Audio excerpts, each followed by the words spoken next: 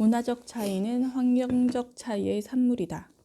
얄리의 질문과 관련된 다른 요인들 중에서 특히 중요한 것은 문화적 요인과 개인의 영향력이다. 먼저 문화적 요인부터 살펴보자면 인류의 문화적 특징들은 세계 각 지역에 따라 크게 다르다. 이 같은 문화적 차이의 일부는 분명 환경적 차이의 산물이며 이 책에서도 많은 사례들을 거론했다. 그러나 각 지역에서 환경과 무관하게 작용한 문화적 요인들의 의의를 확인해 보는 것도 중요한 일이다. 어떤 지역에서는 그 지역의 사소하고 일시적인 이유로 인해 별로 중요하지 않은 어떤 문화적 요소가 발생했다가 그대로 굳어짐으로써 그곳 사회로 하여금 여러 가지 더 중요한 문화적 선택을 하게 만들 수도 있다. 가령 카오스 이론이 다른 과학 분야에도 두루 응용되듯이 말이다. 이러한 문화적 과정은 역사를 예측 불가능하게 만드는 한 요소이기도 하다. 한 예를 들자면 나는 제13장에서 타자계의 쿼터 자판에 대해 언급했었다. 각기 다르게 설계된 수많은 자판 중에서 하필 이 자판이 채택될 수 있었던 데에는 여러 가지 사소한 이유들이 있었다. 구체적으로 말하면 1860년대 당시 미국에서 만들어진 초기 타자기의 구조, 타자기 판매 정책, 신시내티의 속기 타자 학원을 차린 롱리라는 여자 선생이 1882년에 내린 결정, 그리고 그 롱리 선생에게서 타자를 배운 프랭크 맥거린이라는 수제자가 1888년 개최된 타자 경시 대회에서 커트 자판을 쓰지 않은 루이스 토브라는 경쟁자를 물리쳤고 그 결과가 널리 보도된 일 등이 그것이다. 1860년대에서 1880년대의 어느 시점에서 보더라도 다른 자판이 선택될 가능성은 항상 존재했다.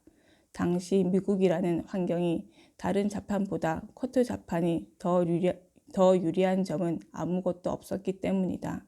그러나 일단 결정이 내려지자 커트 자판은 확고하게 뿌리를 내렸고 1세기 뒤에는 컴퓨터 자판에도 채택되었다.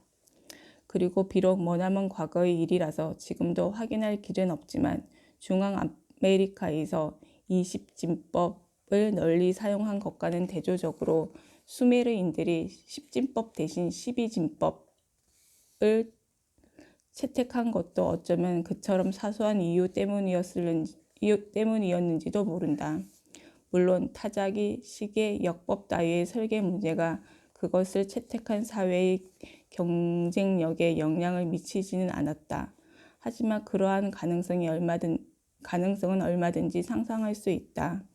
예를 들어서 만약 미국의 커터 자판이 세계의 다른 지역에서도 역시 채택되지 않았다면 19세기에 이루어진 그 사소한 결정은 20세기 미국 기술의 경쟁력에 크나큰 영향을 미치게 되었을지도 모른다. 마찬가지로 중국 어린이들을 연구해 보면 수천 개의 기호가 있는 전통적 중국 문자보다 중국어 발음을 알파벳으로 표기한 것을 가르쳤을 때 쓰기를 더 빨리 배운다는 것을 알 수 있다. 그런데도 이러한 중국 문자가 생긴 까닭에 대해 중국어에는 발음은 같지만 의미가 다른 낱말들이 많아서 그것을 구별하는 데 편리했기 때문이라는 의견도 있다. 만약 그렇다면 중국어의 동음 이의어가 많은 것은 중국 사회에서의 문자 역할에도 크나큰 영향을 미쳤겠지만 유독 중국이라는 환경에서만 동음 이의어가 그렇게 많이 필요했다고 믿기 어렵다. 안데스의 복잡한 문명이 문자를 만들어내지 못했다는 것은 하나의 수수께끼인데 이것은 혹시 어떤 언어학적 요인이나 문화적 요인 때문이 아니었을까? 인도에는 엄격한 사회 경제적 계급 체계가 있어서 기술 발전에 심각한 차질을 빚었는데 과연 인도의 환경이 그렇게 만든 것일까? 중국의 유교와 문화적 보수주의도 중국 역사에 깊은 영향을 미쳤는데 과연 중국의 환경이 그렇게 만들었을까? 타인에게 개종을 권유하는 종교는 유럽이나 서아시아에서는 식민지 개척과 정복의 추진력으로 작용했는데 어째서 중국에서는 그렇지 않았을까? 이처럼 환경과 무관하고 처음에는 별로 중요하지도 않았던 어떤 특이한 문화적 요소가 나중에는 큰 영향력을 가진 장기적인 문화적 특징으로 발전할 수도 있는데 앞서 든 예들은 이 문제가 얼마나 폭넓은 것인지를 잘 보여주고 있다. 이 같은 요소들의 의의는 아직 제대로 규명되지 않은 중요한 문제다. 이 문제에 접근하는 최선의 방법은 중요한 환경적 요인들의 영향을 파악한 뒤에도 여전히 알쏭달쏭한 역사적 경향들을 집중적으로 연구하는 것이다. 역사를 예측 불가능하게 만드는 개인적 특이성. 특이한 개인의 영향력은 얼마나 큰 것일까? 현대에서 낯익은 예를 찾는다면 1944년 7월 20일에 있었던 히틀러 암살 기도와 그와 동시에 베를린에서 진행된 반란 기도가 아슬아슬하게 실패로 끝났던 일을 들 수 있다. 이 두 사건을 계획한 독일인들은 그 전쟁에서 이길 수 없다고 믿고 평화를 되찾으려 했던 것인데 당시 독일군과 러시아군의 동부 전선은 아직 대부분이 러시아 국경 내에 위치하고 있었다. 히틀러는 회의실 탁자 밑에 놓인 서류 가방 속에 시한폭탄이 터지는 바람에 부상을 입었다. 만약 그 가방이 히틀러가 앉아있던 의자 쪽으로 조금만 더 가까이 놓여 있었다면 그는 죽고 말았을 것이다.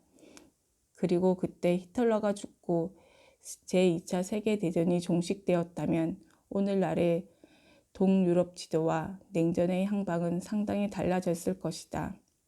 그보다는 덜 유명하지만 오히려 더 심각한 숙명의 의미를 갖는 또 하나의 사건은 1930년 여름의 자동차 사고다. 그것은 독일에서 히틀러가 집권한 시기보다 2년 전의 일인데 당시 그는 사망석에 앉아 있었고 그가 탄 자동차는 무거운 트레일러 트럭과 마주쳤다. 이 트럭은 히틀러의 자동차와 충돌하여 그를 깔아뭉개기 직전에 정지했다. 히틀러의 정신병이 나치당의 정책과 성공에 미친 영향의 크기를 감안할 때 만약 그 트럭 운전수가 브레이크를 단 1초만 늦게 밟았다면 제2차 세계대전의 양상은 완전히 달라졌을 것이다. 히틀러의 경우처럼 개인적인 특이성으로 역사에 분명한 영향을 끼친 인물들은 그 밖에도 많다. 몇 명만 뽑아본다면 알렉산더 대왕, 아우구스트, 석가, 예수, 레닌, 마르틴 루터, 잉카 황제, 파차쿠티, 마호메트, 정복왕 윌리엄, 줄루왕, 샤카 등을 들 수 있다. 이들이 단순히 어쩌다가 그 시기에 그 장소에 있었던 것이 아니라면 과연 그들은 실제로 얼마만큼이나 상황을 변화시켰을까? 다음은 이 문제에 대한 역사학자 토마스 칼라일의 극단적인 견해이다. 보편적인 역사, 즉 인간이 이 세상에서 이룩한 업적의 역사는 본질적으로 여기서 활동했던 거인들의 역사다.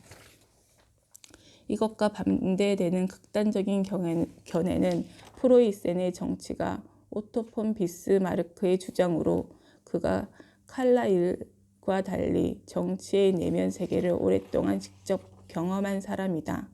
정치가의 일이란 역사 속에서 걸어가는 신의 발소리를 듣고 그가 지나갈 때 옷자락을 붙잡으려고 노력하는 일이다. 문화적 특이성과 마찬가지로 개인적 특이성도 역사를 예측 불가능하게 만드는 한 요소다. 어쩌면 바로 그것 때문에 역사는 환경적 요인은 물론이고 그 어떤 원인으로도 일반화시켜 설명할 수 없는 것인지도 모른다. 그러나 이 책의 취지에 비추어 본다면 개인의 특이성은 그다지 문제가 되지 않는다. 제 아무리 거인 이론을 열정적으로 지지하는 사람이라도 역사의 가장 광범위한 경향까지 몇몇 거인의 손에 좌우되었다고 생각하기는 어렵기 때문이다. 알렉산더 대왕이 당시 서유라시아에서 이미 문자를 갖고 식량을 생산하고 철기를 사용하던 여러 국가들의 진로를 조금 바꿔놓은 것은 사실이겠지만 오스트레일리아 원주민들이 아직도 문자와 금속기를 갖지 못한 수렵체질민 부족으로 살아가는 시기에 서유라시아에서는 이미 문자를 갖고 식량을 생산하고 철을 사용하는 국가들이 들어섰다는 사실과 알렉산더 대왕은 아무 상관도 없다.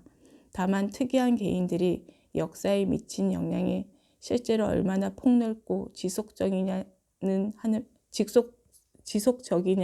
하는 문제는 아직 미해결 상태다.